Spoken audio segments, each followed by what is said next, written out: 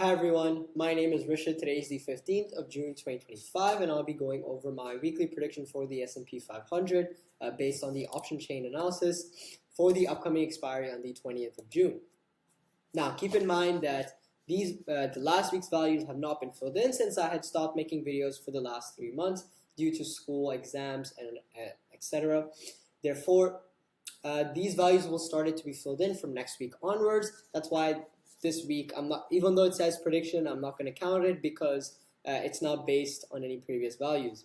Now, so the current maximum open interest level is at 6,000. The strike is at 6,000 for both CE and PE, where the open interest at CE is 262,012, and the OI at PE is 251,727, with the short squeeze at 358,382 for CE and 212,699 for PE, which is positive. The current PCR is 1.3, which is negative.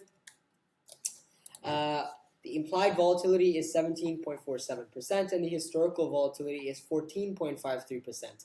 Now, these values here are correct because I've just looked at the past values on the charts. I haven't filled it in here, but I did look at the charts before giving it a positive or negative. The RSI is positive at 56.47 as it is increasing. There's no divergence, which is positive. MACD is, well, I don't know how to put this value here. It's positive. The difference between the two EMAs is positive. The DMI is bearish, that's negative. ADX is declining, that's negative.